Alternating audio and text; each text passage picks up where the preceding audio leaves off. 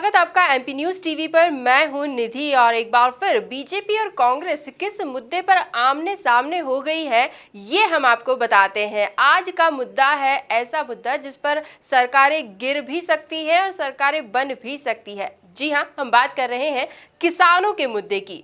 शिवराज सरकार ने कृषि कैबिनेट का गठन किया है। ये कैबिनेट अब सीधे किसानों से संपर्क करेगी, उनकी समस्याएं सुलझेंगी और कृषि कैबिनेट ही इस समस्या का निराकरण करेगी, यानी तमाम अधिकार भी कृषि कैबिनेट को दिए गए हैं। खैर, उपचुनाव से ठीक पहले कृषि कैबिनेट का गठन अब ये जो है इसे एक पॉलिटिकल एक्ट के तहत देखा जा रहा है, क्योंकि मध्य प्रदेश में उपचुनाव होने जा रहे हैं और किसानों का मुद्दा हमेशा से ही एक गरमाया हुआ मुद्दा है। किसानों को साधने के लिए क्या कृषि कैबिनेट का गठन किया गया है, ये भी एक सवाल है। इस पर पहले जानते हैं कि कांग्रेस क्या रिएक्शन देती है।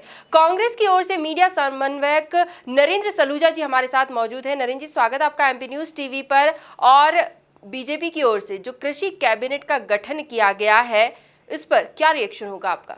भारतीय जनता पार्टी कितने भी ढकोसले करे, जितने भी इस तरह के काम करे, प्रदेश का किसान उनकी सच्चाई जानता है। प्रदेश का किसान जानता है कि मंदसौर की पिछले मंडी में किसानों को सीने पे किसने जलाई थी। प्रदेश का किसान जानता है टीकमगढ़ में कपड़े उतारकर किसने किसानों को जेल में बंद किया था। प्रदेश का किसान जानता है खाद बीज के लिए किसकी सरकार में उन्होंने लाठियां पीटी थी।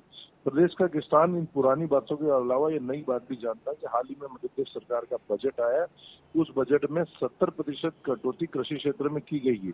प्रदेश का किसान इस सच्चाई को भी जानता है कि कृषि क्षेत्र प्राथमिकता में नहीं है शिवराज सरकार की। प्रदेश का किसान यह भी जानता है कि कर्ज माफी के लिए इसमें कोई प्रावधान नहीं किया गया है। प्रदेश का किसान यह भी जानता है कि प्रदेश के कृषि मंत्री जो नए हैं, उन्होंने हाल ही में कहा है कि कर्ज माफी पाप है, कर्ज माफी को नकारा है। और कांग्रेस ने कर्ज माफी के 2 चरण पूरे किए, तीसरे चरण पे मांग कर रही सरकार से कांग्रेस कि पूरा करे, लेकिन ये कर्ज माफी को पाप बताना है, कर्ज माफी के लिए कोई राशि नहीं रखी। तो प्रदेश का किसान इस सच्चाई को जानता है, कितनी भी कैबिनेट बना ले, कितना भी कृषि कैबिनेट बना ले, किसान विरोधी सरकार है। मुख्यमंत्री से लेकर इनके जितने नेता सब किसान विरोधी, सच्चाई को किसान भली भांति जानता है। जी नरेंद्र जी, बहुत बहुत शुक्रिया हमसे जुड़ने के लिए। तो ये कांग्रेस का रिएक्शन है। कांग्रेस कृषि कैबिनेट की जो बैठक है कृषि कैबिनेट का जो गठन हुआ है उसे सिर्फ एक दिखावे के तौर पर ले रही है और कर्ज माफी का मुद्दा अभी भी बना हुआ है। इस पर बीजेपी का क्या कहना है वो जान लेते हैं। बीजेपी प्रवक्ता दुर्गेश केसवानी इस वक्त हमारे साथ मौजूद है। दुर्गेश जी, स्वागत आपका एमपी न्यूज टीवी पर।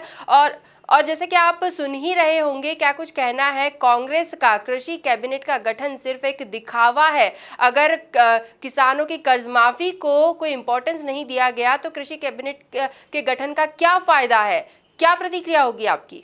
देखिए, कांग्रेस के मित्र जब से उनकी सत्ता गई है तो मगरमच्छ के और घड़ियाल के आंसू बहाते हुए दिख रहे हैं। जिस कांग्रेस का कोर इशू किसान कर्ज माफी था, वो किसानों के लिए चुन के आए थे। किसानों को उन्होंने वादा किया था, वादा भी नहीं, वचन भी नहीं, उन्होंने संकल्प भी नहीं, एक वचन दिया था उन्होंने प्रदेश की जनता को।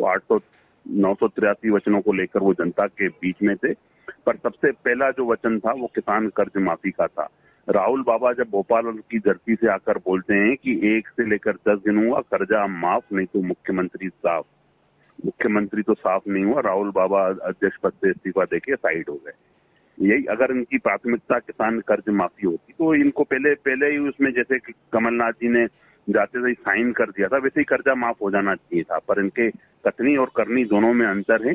यही कारण रहा कि लक्ष्मण सिंह जी को बोलना पड़ा कि राहुल गांधी जी को भोपाल में आकर मध्य प्रदेश की जनता से हाथ जोड़कर माफी मांगना चाहिए।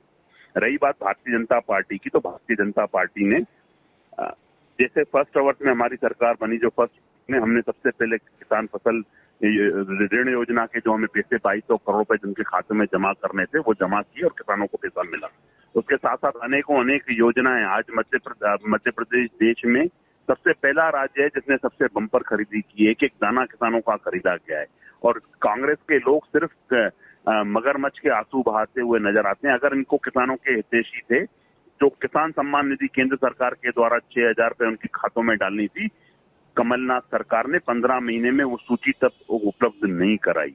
तो कथनी और करनी में अंतर है। आज मध्य प्रदेश के यशस्वी मुख्यमंत्री श्री शिवराज सिंह चौहान जी जनहितैषी जनता के नेता हैं, 7.5 करोड़ जनता के नेता हैं और खुद किसान पुत्र हैं। कृषि मंत्री मध्य प्रदेश के कमल पटेल जी वो किसान पुत्र हैं, किसानों की चिंता कर रहे हैं। जिस तरह से आपने नीले पीले और हरे गुलाबी फार्म के लिए किसानों की लाइन लगा दी थी, आज मध्य प्रदेश का किसान राहत महसूस कर रहा है भारतीय जनता पार्टी की सरकार आने के बाद। जी दुर्गे जी, बहुत बहुत शुक्रिया एमपी न्यूज टीवी से जुड़ने के लिए। तो देखा आपने कि कृषि कैबिनेट के गठन को लेकर क्या कहना है बीजेपी का और क्या कहना है कांग्रेस का, लेकिन आखिरकार हो सकता है कि फायदा किसानों का ही हो, लेकिन किसानों का मुद्दा हर बार ठीक चुनाव से पहले ही कैसे गरमाया जाता है, ये भी राजनीतिक दल से सीखना होगा। एमपी न्यूज की इस खास पेशकश में फिलहाल इतना ही। लगातार खबरों को जानने के लिए आप बने रहिए हमारे साथ, देखते रहिए एमपी न्यूज। धन्यवाद।